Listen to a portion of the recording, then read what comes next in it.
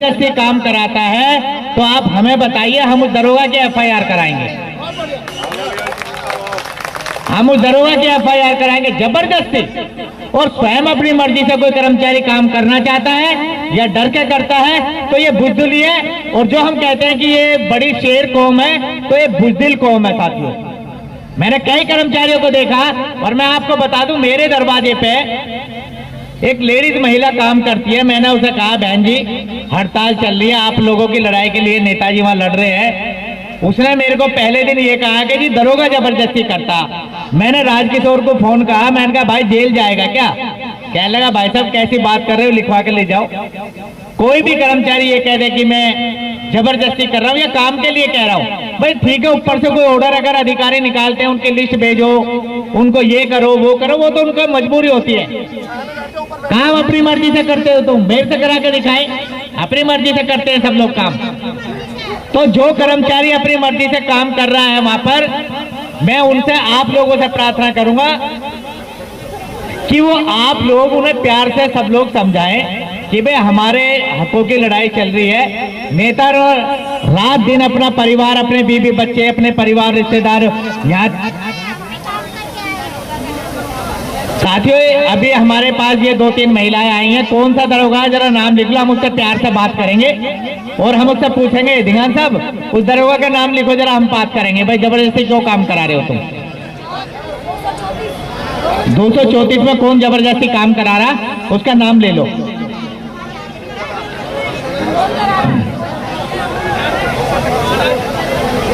दूसरी, चलो अब ठहर जाओ, ये भी तो आए हैं और कर्मचारी तो नहीं आए इनके साथी।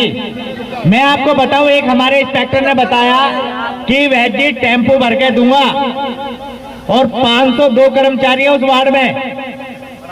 मैं उस इंस्पेक्टर एएसआई का नाम नहीं बताऊंगा, जो भी आदमी कहना और जहां की ये बात कर रहे हैं ना, मैं उसी वार्ड की बात कर रहा हूं जहां की ये बात कर रहे हैं। वहां पर हमारे 4 आदमी जाएं, दरोगा इंस्पेक्टर टेम्पो के पैसे देंगे और 502 कर्मचारी हैं। अगर 502 कर्मचारी यहाँ मैदान में उतर के आ जाएं तो आपकी 1 घंटे में मांगे पूरी हो जाएंगी। एक वार्ड में 4-4, 500। अब मैं कहना नहीं चाहता, अभी हमारे भाइयों ने माताओं ने 10-10 रुपए देकर 7,000 रुपया इकट्ठा कर दिया, लेकिन ये 10 रुपए चंदे यूनियन के नहीं देते क्योंकि हम लोग लेने नहीं जाते इनके पास हाजिरियों पे। हमारा दरोगा लोरी के घर पहुंच जाता है पैसे लेने। लोरी घरों से निकलते नहीं, लोरी घरों पर जाते हैं। मैंने तो ऐसे ऐसे देखा कि 400 कर्मचारियों में से 200 लोरी हैं। और ये अधिकारी, ये भ्रष्ट अधिकारी कहते हैं कि कफन में जेब नहीं होती, पर मुझे लगता है कि इन अधिकारियों के तो कफन में भी 4-4 जेब होंगी भाई। इतने भ्रष्ट अधिकारी हैं ये। इन भ्रष्ट अधिकारियों ने कभी भी जो इस तरह के दरोगा हैं उन पर कभी कार्रवाई नहीं करते, क्योंकि ये खुद रिश्वतखोर है, ये खुद भ्रष्ट है। और अभी आपको बताऊं, 2 यूनियनें जो जीत के जो आप लोगों ने जिताई हैं, आपका उनका भी विरोध करना पड़ेगा। 2 यूनियनें जीतकर क्या उनके आंखें नहीं है? क्या उनको दिखाई नहीं देता? उन लोगों के घरों पर जाकर उनके पुतले फूकने चाहिए साथियों आप लोगों को। आप यहाँ जो लड़ाई लड़ रहे हैं उन्हें गलत बताते, जो लोग घरों पे बैठे हुए जीत करके उनके पुतले फूके। आपने पिछली बार देखा भी होगा, जब उन्होंने आप लोगों के साथ गद्दारी की थी तो हमारी कुछ माताएं बहनों ने उनके घर पे जाके शर्म से डूब के मरने के लिए जगह नहीं है साथियों। ऐसे लोगों के लिए गद्दार है वो लोग समाज के, और वो बयानबाजी करते हैं कि हमें तो पता ही नहीं है हड़ताल चल रही है। तुम्हारे तलवे चाहते हैं ये बड़े बड़े लीडर। ढिंगान साहब तुमसे उम्र में भी बड़े हैं, तजुर्बे में भी बड़े हैं और तुमसे नेतागिरी में भी बड़े हैं। अगर ढिंगान साहब तुम्हारे आके तलवे चाहते तो तुम्हें पता चल जाएगा। फिर यहाँ आकर के गद्दारी करते, मैंने स्वयं देखा है। यहाँ गद्दारी करते, यहाँ अधिकारियों के तलवे चाटते और यहाँ नेताओं के तलवे चाट करके और गुमराह करके कर्मचारी को और समाज को गुमराह करते हैं साथियों। हमें नहीं है ऐसे गद्दार नेताओं की जरूरत, हमें ऐसे गद्दारों की जरूरत नहीं है। और अगली बार आप ही सब लोग प्रचार करेंगे कि किसको वो, अगर वैसे तो चुनाव हम होने नहीं देंगे, यदि 1% चुनाव हुआ तो आपका आप लोगों से बहिष्कार कराएंगे। और मैं निवेदन करूंगा अपनी माताएं बहनों से, उनके घरों पर नेताजी से बात करूंगा मैं कि उनके घरों पर जाकर के उनके पुतले फूकने चाहिए। और आपको खुशखबरी बताना चाहता हूं कि कल आपकी जो 3 फरवरी को पिछली बार आप लोगों ने हाई कोर्ट में केस डाला था, कल उसकी हेयरिंग भी है।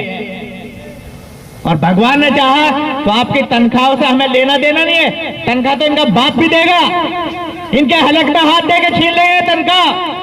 तनख्वाह हमारी जरूरत नहीं है, हमारी जरूरत है कि जो इन्होंने धारा एफआईआर लगाई है इसको खत्म कराना हमारी ड्यूटी है। हमारी ड्यूटी है, हमारा 2 साल का बोनस चाहिए। हमारे ये 30-30 साल से हमारी माताएं बहनें कच्ची हैं, उनको पक्का कराना है। ये हर बार हमें अब चारों तरफ से मैसेज कर रहे हैं तनख्वाह दे रहे, तनख्वाह तुम्हारा बाप भी नहीं दे सकता। 4-4 महीने की तनख्वाह पूरे डिपार्टमेंटों की रुकी पड़ी है और तुम सफाई कर्मचारी को गुमराह करना चाहते हो एक तनख्वाह दे करके। 2 तनख्वाह सफाई कर्मचारी की है, 4-4, 5-5 तनख्वाह इंस्पेक्टरों की है, डॉक्टरों की है। तुम्हारी माँ ने दूध पिया है तो आप तनख्वाह देकर दिखाओ सबकी। हम धरना खत्म करेंगे, तुम सबकी तनख्वाह देकर दिखाओ। लेकिन जब कपड़े जो लोग फाड़ते, डॉक्टरों ने कपड़े फाड़े तो तनख्वाह दे दी, कर्मचारी कपड़े फाड़ते कर्मचारी को दे दो। बाकी भी तो इंसान हैं, उनके भी तो परिवार हैं सब लोगों के। तो साथियों, हमारी डिमांड केवल तनख्वाह की नहीं है। ढिंगान साहब, आपसे निवेदन है, लड़ाई को मैं अभी हम दूसरा रुख करेंगे और मैं अपने इंस्पेक्टरों से सभी से बात करूंगा। एक मीटिंग बुला रहा हूं मैं बहुत जल्दी, शायद कल ही बुलाता हूं, और सभी से हम बात करेंगे और वो आपका भरपूर समर्थन देंगे। लेकिन वो बहुत डरपोक कड़ी है, वो हमेशा इतने डरपोक हैं क्योंकि उन्होंने भी कई लाख रुपए महीने की, देखो रिश्वत तो वो चली रही है पूरे हिंदुस्तान में। अब वो रिश्वत लेते हैं इसलिए वो ज्यादा लड़ना पसंद नहीं करते। वो सोचते हैं वो 2-4 लाख रुपए महीने के जो आते हैं वो ना चले जाए। नौकरी की परवाह नहीं करता कोई भी, नौकरी तो देखो 75% इनका बाप भी देगा। तभी तो मोदी जी उस नौकरी को खत्म करना चाह रहे हैं कि सरकारी कर्मचारी ज्यादातर गरीब तबके का होता है।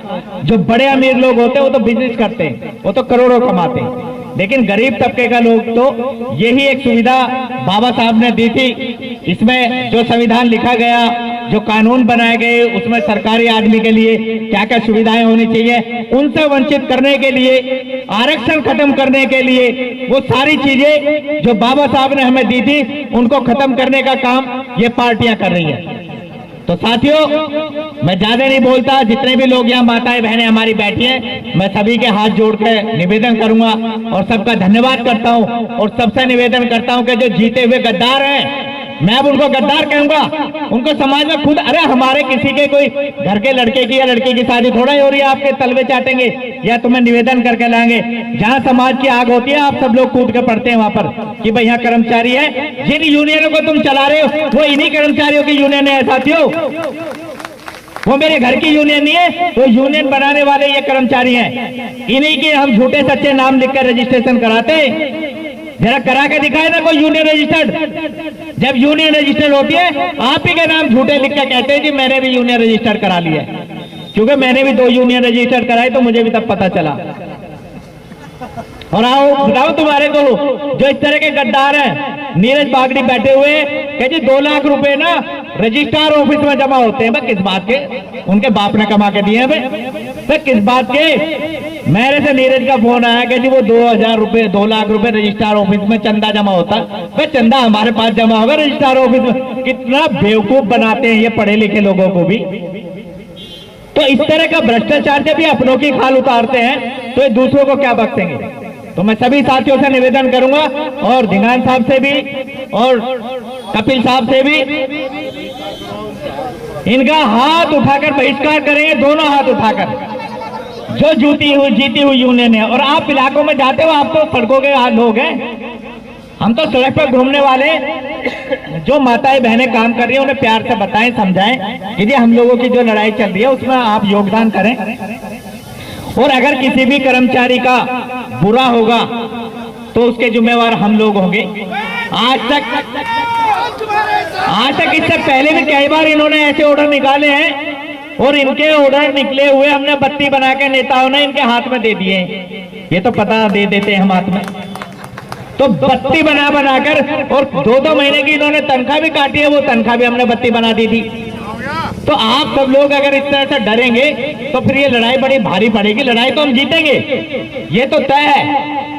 जरूरी नहीं है अगर 4 लोग हमारे साथ नहीं है तो हम लड़ाई हार जाएंगे। हमारे साथ आप जैसी जनता हमारे साथ हो तो लड़ाई हम जीतेंगे। तो मैं आपसे निवेदन करूंगा कि इस लड़ाई को और थोड़ा सा तैयार रखें। बेशक तनख्वाह सैलरी हमारी आ भी जाए, तब भी हम लोगों को ये लड़ाई जारी रखनी है। और मैं इंस्पेक्टरों से कल मीटिंग लेकर के आप लोगों का पूरा समर्थन कराऊंगा। और ये मैं वायदा करता हूं, मैं चैलेंज के साथ कहता हूं कि कोई भी इंस्पेक्टर आपको डरा और जबरदस्ती नहीं कर सकता। ये मेरा वायदा आप लोगों से। और मैं आज हमारी सुपरवाइजर यूनियन ने समर्थन दिया हुआ है। हम ये नहीं है कि यूनियन ने समर्थन नहीं दिया, और समर्थन दिया है तो अग्रवाल जी के साइन है उसपे, जो हमारे महामंत्री हैं आर.के. अग्रवाल जी के समर्थन पत्र पर साइन है दोस्तों।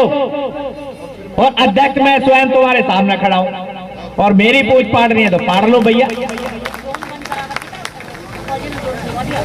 कोई बात नहीं। ऊंटवाल जी को ताकत लगा लें दो, आपके यही सही। अब तक तो हम इनसे लड़ रहे हैं, अब उनसे भी अपनों से भी लड़ लेंगे। क्या हो गया, अगर अपने गद्दारी करेंगे तो हम अपनों से भी लड़ेंगे साथियों। अगर अपने गद्दारी करेंगे तो गद्दारों का तुमने पहले इलाज करा है। मैं तो बहनों की गाली भी नहीं बता सकता इस मंच पर, क्योंकि सब सुन रहे हैं। हाँ, इतनी बढ़िया बढ़िया गाली दी थी, शर्मदार होते तो इस्तीफा देकर घरों में बैठ जाते। और एक हमारे चेयरमैन साहब है, मैं कहना नहीं चाहता, उन्होंने भी बड़ी वो दिखाई थी, अब की बार अंतिम बार। मैं वो अंतिम बार कहाँ चली गई तुम्हारी? कर्मचारी तो वहीं का वहीं खड़ा रह गया। तू तो, तेरी तो वाकई में अंतिम बार हो गई, तेरी तो वाकई में इसलिए अंतिम बार हो गई कि तुझे सीट मिल गई तो तूने तो छोड़ दिया, लेकिन कर्मचारी की तो अंतिम बार नहीं हुई। अरे राज को क्या नाम है उसका, मैं तो संजय गहलोत।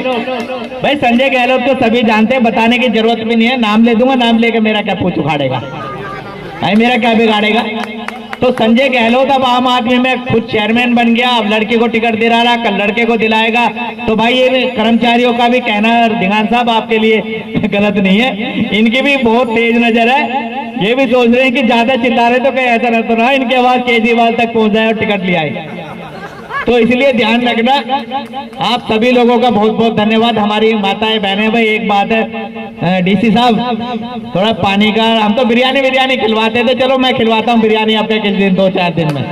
नहीं बिरयानी बनवाते हैं बहुत जल्दी, कल परसों में यहीं पर बिरयानी खाएंगे और हड्डियां इनके अंदर फेंकेंगे। भाई गंदगी का हमने तो हड़ताल कर रखे, सफा क्या इनका बाप करेगा हड्डियां, तो हड्डियां भी यही खाएंगे। अब मैं करता हूं कल वाला इंतजाम, कल का बिरयानी यहीं बना के खिलाते हैं। धन्यवाद साथियों, जय हिंद जय भारत।